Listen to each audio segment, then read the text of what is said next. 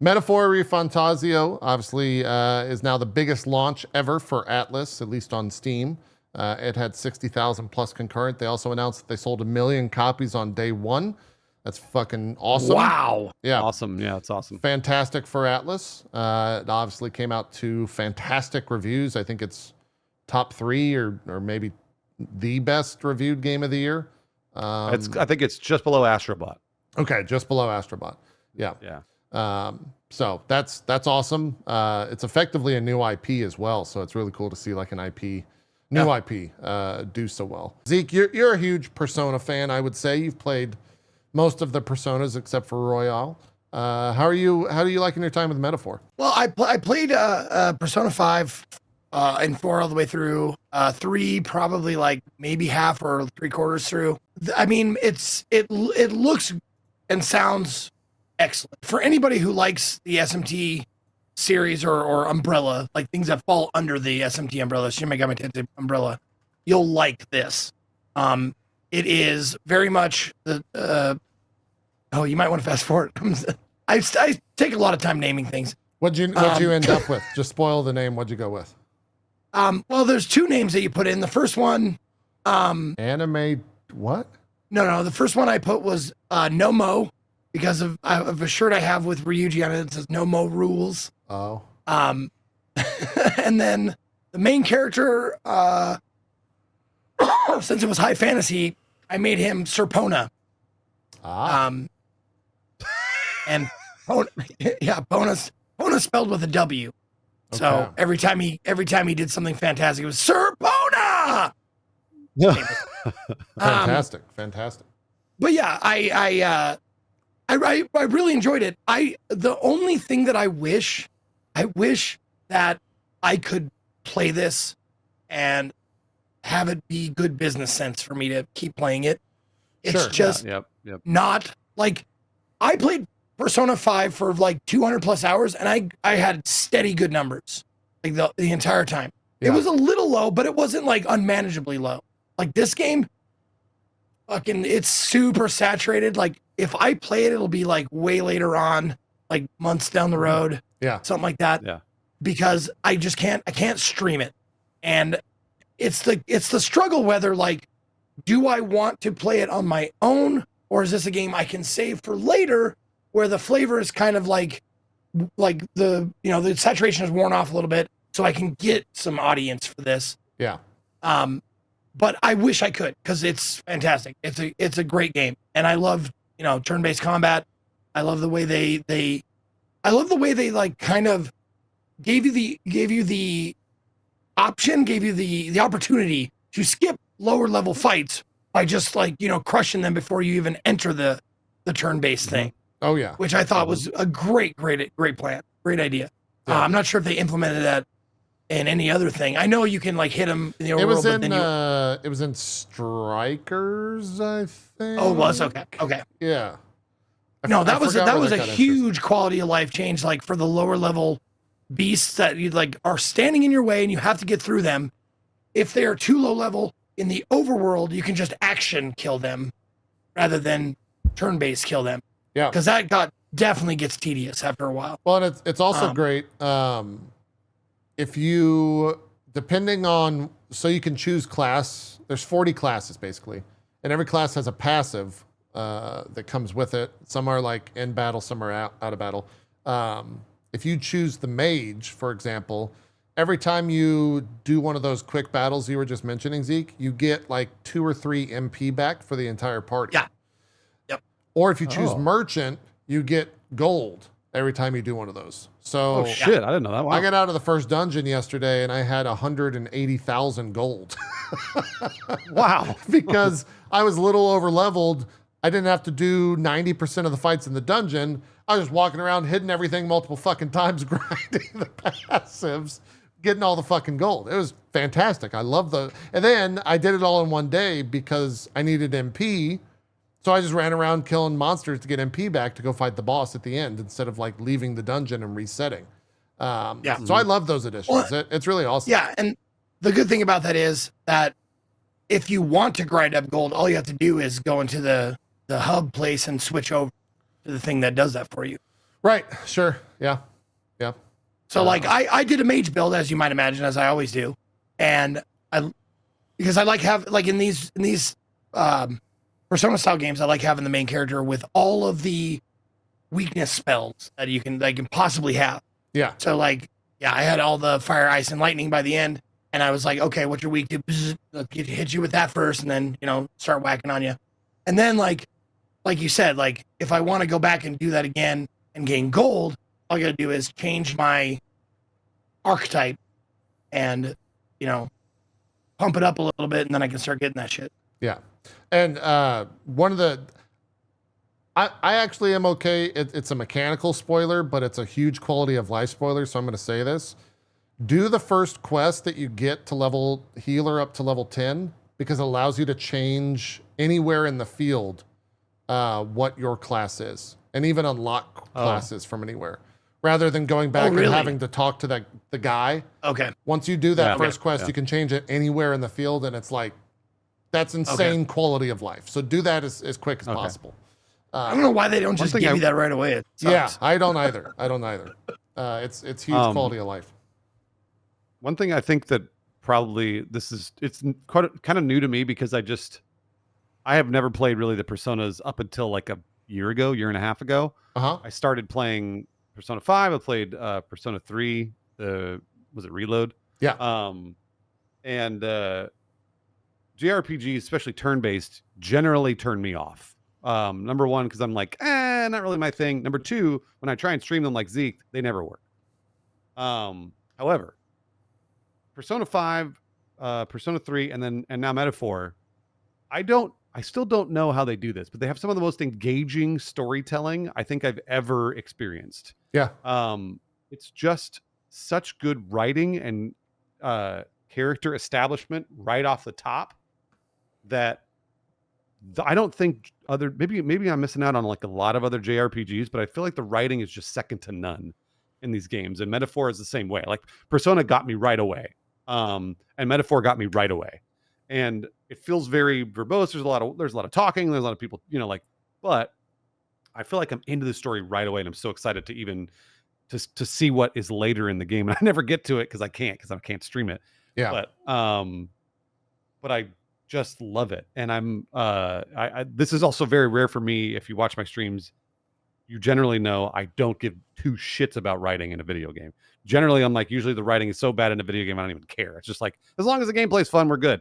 But Metaphor has it both. They have amazing writing, and they also have fantastic gameplay. Yeah.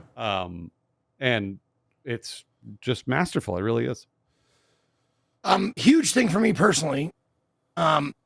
Immediately when I saw this character that's on the screen right now, Gallica. Yeah.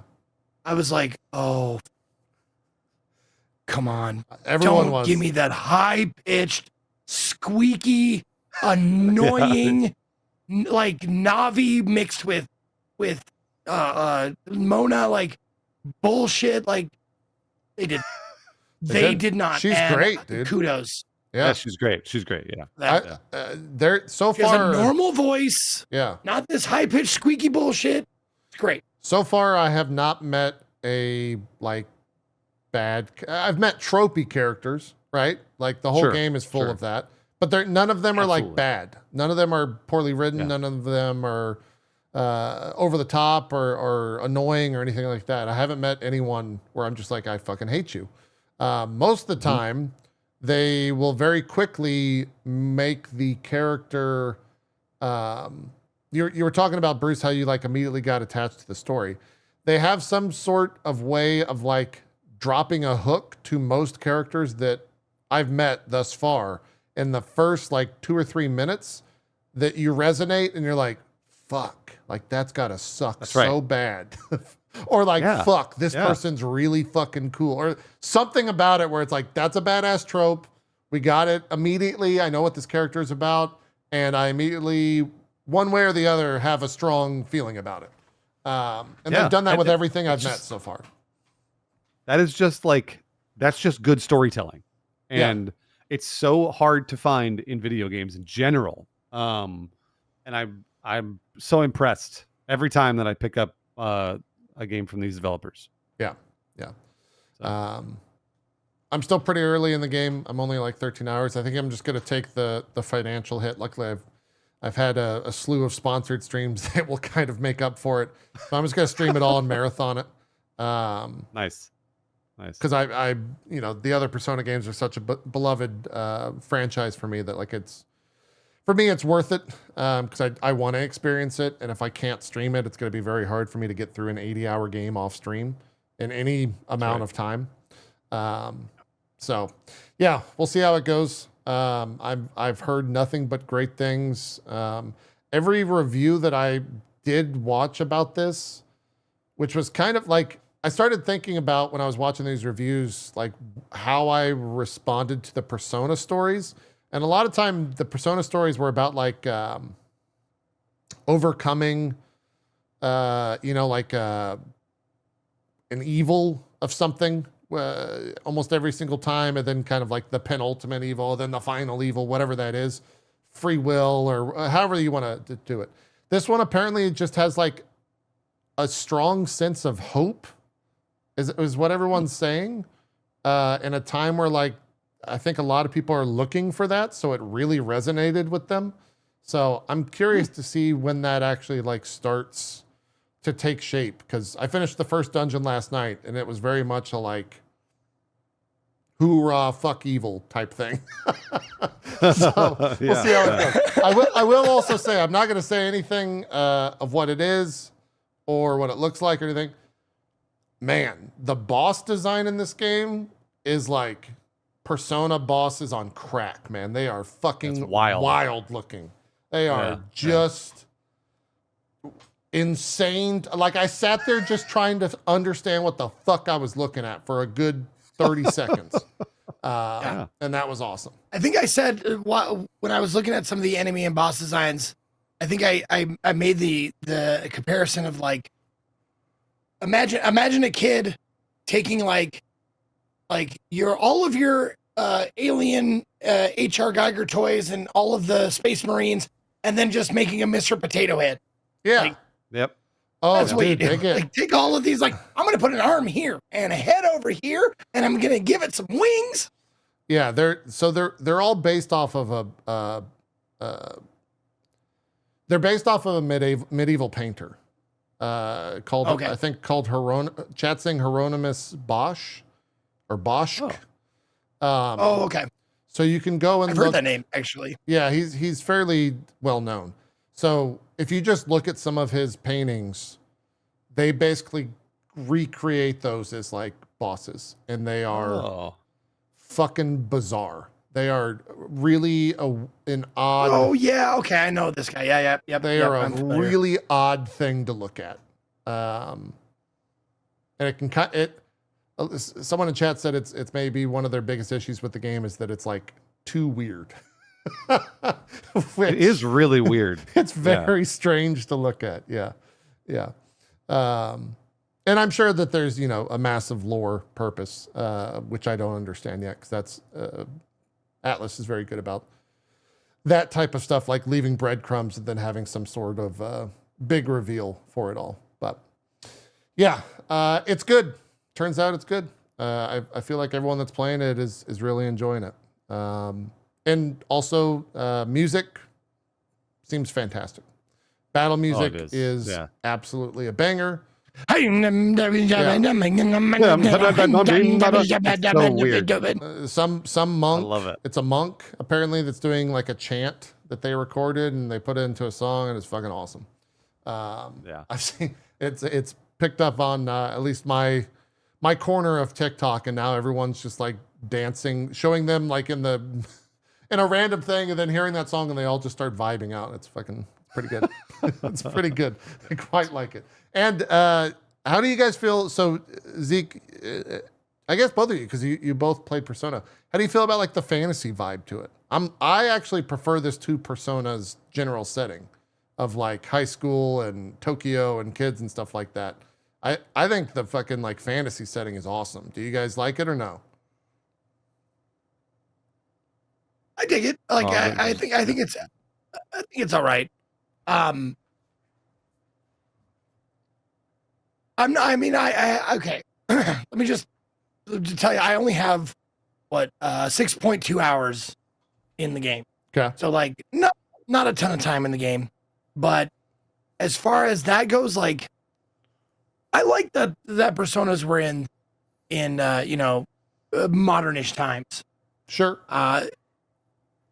And the fact that they went back but it's not like this is a fantasy world, so it's not like fully medieval or sword and armor days. Yeah. But it's close. I don't know. I would say that I don't like it as much, but I did by no means don't like it. I like it, but I think I like the modern day setting a little bit more thus far. But we'll see. We'll see. Like if I get further in the game, if my opinion on that changes. Yeah, I think for me, you made me realize that the Persona games made me almost like fall in love with the idea of Japan, like this almost like fairy tale world that exists that is so different to America, et cetera, but I've played through it now 4 times, right? Because it's always kind of the same in all of their different games, so maybe that's why I'm enjoying this one so much more, because it's a different change of pace. Yeah, a lot of people they'll ask. They've been asking me, and I always see in everybody's chat actually right now. They're always like, "Hey, do I need to play Persona to play Metaphor?" And I'm always like, "No, that's the best part of this is that you don't like because Persona was always very intimidating to me as a franchise because I was like a 90-hour game and there's 5 of them, 7 of them, whatever. Yeah, I'm gonna stay away from it. So with Metaphor, it's a reset. I think also if you are turned off by the JRPG, high school of it all from Persona, then you won't get any of that in Metaphor ReFantazio, which is cool. Because then you don't have to worry about like the normal high school Japanese tropes that you'd see from a JRPG. It's medieval. But fucking weird. yeah. And I kind of like that actually. Like I was like, I think it's more approachable for people like me.